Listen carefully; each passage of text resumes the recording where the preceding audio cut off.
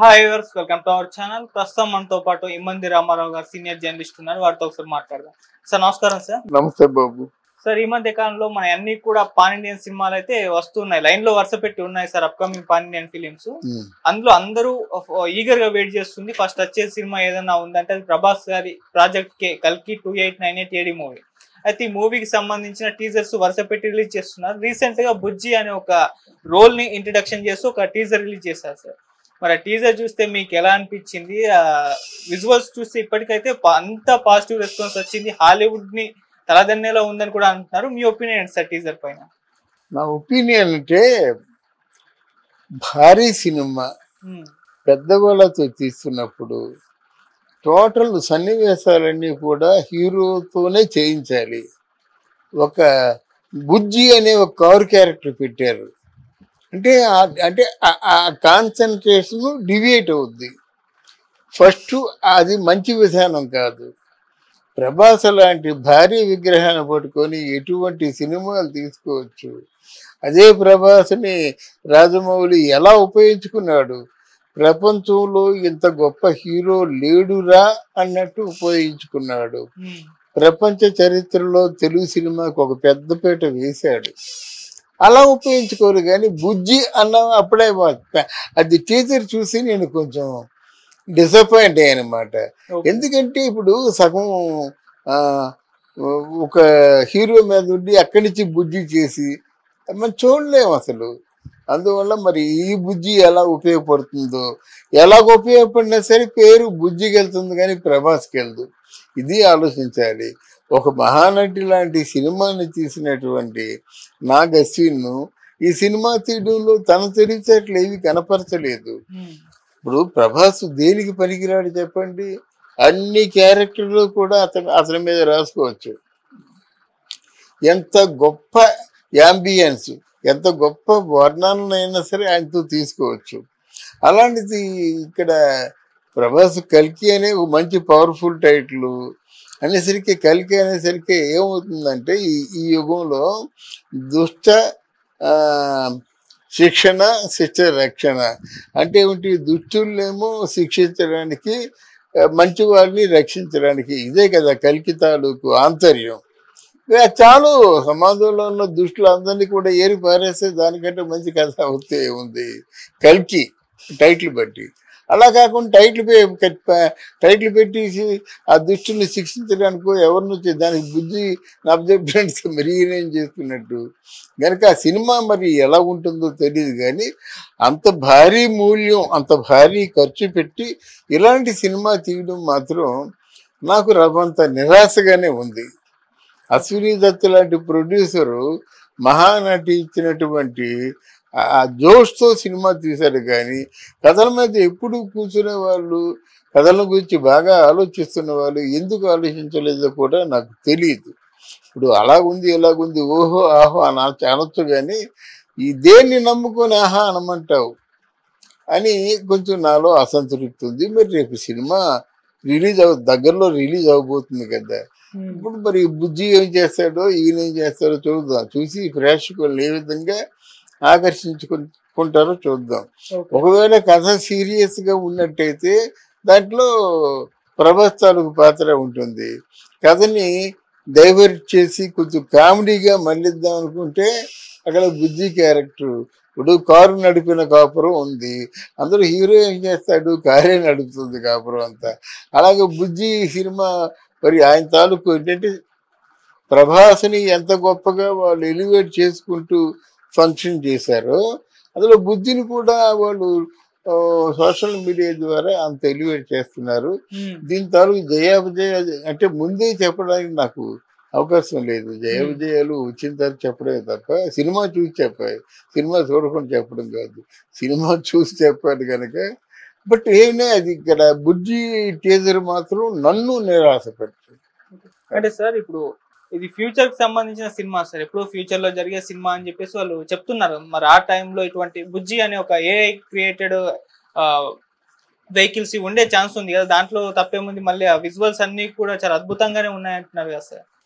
కరెక్టేనండి. ఇది ఇప్పటి కథ కాదండి. అప్పటి కథ అంటే ఎక్స్పెరిమెంటల్ స్టోరీ అన్నది ఓ 200 కోట్లు ఇచ్చేది చేయడు. ఆ ఎక్స్పెరిమెంట్ చూస్తారు కదా, హీరో ఎవరో అని చూడరు కదా.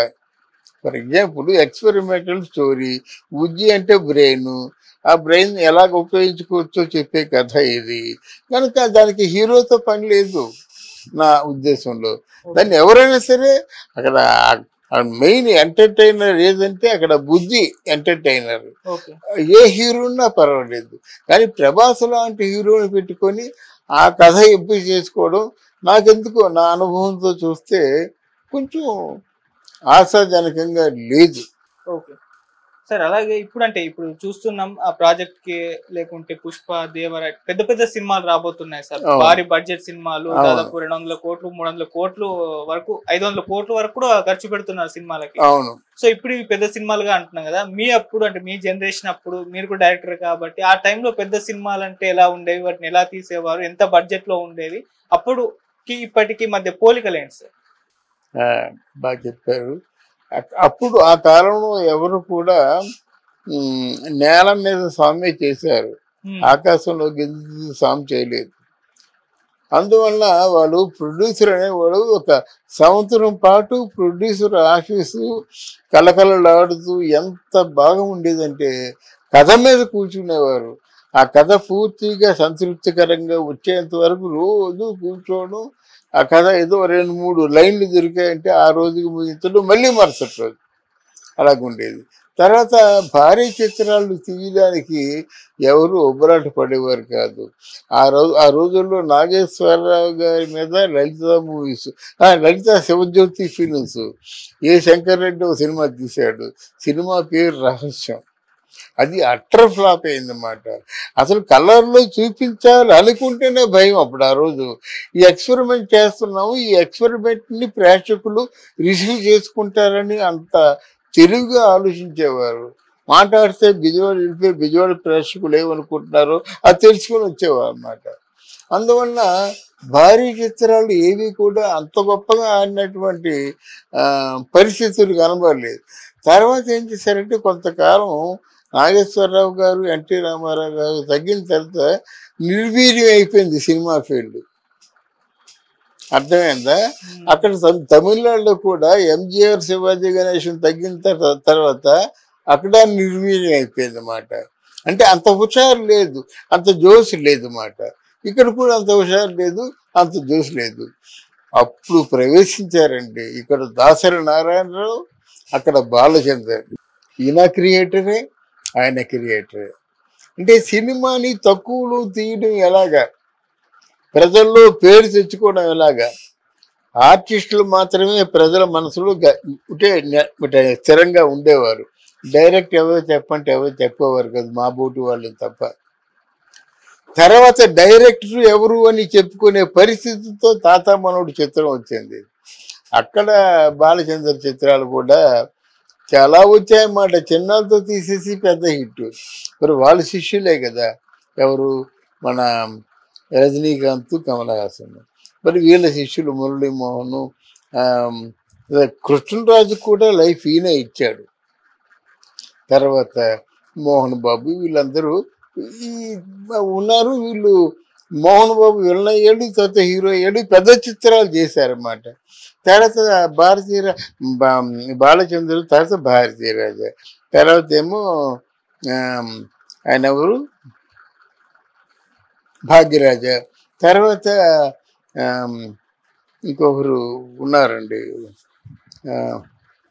వీళ్ళు పేర్లు మర్చిపోయాను. అలాగే పార్థిబను, తర్వాత జనకరాజన్, గరగాటకారని అనే సినిమాలతో వచ్చారు. వీళ్ళందరూ శిష్యులు ప్రశిష్యులతో జోస్ మీద వచ్చాయి సినిమాలు, ఆలోచనాత్మకంగా వచ్చాయి. కానీ ఏ సినిమాకి ఎంత ఖర్చు పెట్టాలనేది ఏమి రాలేదు. ఎవరు ఏ హీరో, ఈ మురళీమోహన్, ఇక్కడ మోహన్ బాబు, ఎవరిని తీసుకొనియండి ఏదో కథకు తగ్గ సినిమాలు చేసేవారు. చాలా దాన్ని పొదుపుగా డబ్బును వాడేవారు అన్నమాట. ఇది ఇక పెద్దలతో సినిమా తీయాలంటే 100 కోట్లు, 200 కోట్లు, 300 కోట్లు, 400 కోట్లు. ఇది జూదం అయిపోయింది. నిర్మోహమాటంగా చెప్తున్నాను కానీ జోదం అయిపోయింది. మీరు భారీ చిత్రాలు తీసినట్టయితే బై ఫ్లూక్ ఆడచ్చు ఆడకపోవచ్చు, కానీ కథ బాగుండి ఈ సినిమా తీసిన సినిమాలు ఎంత బాగాడాయి. అది హనుమాన్ ఎంత బాగాడిందండి. తర్వాత ఇంకేదో సినిమా వచ్చింది. ఇవన్నీ కూడా చాలా బాగా ఆడాయండి సినిమాలు. బేబీ అనే సినిమా ఒకటి వచ్చింది, చిన్న సినిమా, ఎంత బాగా ఆడాయి. ఇవన్నీ చాలా బాగా ఆడాయి అన్నమాట. బట్ బడ్జెట్తో తీసిన సినిమాలు ఎప్పటికైనా కొంచెం ఏది ఎక్కువ తక్కువైనా నిరాశపరుస్తుంది. ప్రభాస్తో ఆయన ఎంత మంచి సినిమా తీశాడు. ఆయన రాధేశ్యామ్ అనే సినిమా కదా, రాధేశ్యామ్ అనే సినిమా తీశాడు. ఇంకోటి ఏది తీశాడు, ఇది సాహో తర్వాత ఆదిపురుషు ఇంకా అది ప్రభాస్ తీసినటువంటి సినిమాల్లో ఆదిపురుషు ఎంత ఘోరమైన దెబ్బతిన్నది. మనకు పెద్ద బడ్జెట్ అనుకుంది. సలార్ అనే సినిమా కూడా బాగా ఉంటుందని గుండు బాదుకున్నారు, కానీ ఆ సినిమా లేదు. సాహో తర్వాత ఆయనకి ఇంకొక హిట్ లేదు. ఈ పరిస్థితుల్లో మరి ఎందుకు తీశాడో, ఎందుకు ఒప్పుకున్నాడో, వాళ్ళు ఎందుకు చేశారో అన్నది సినిమా చూసిన తర్వాత మనకు అర్థం అవుతుంది. Thank you so much. Thank you అమ్మా.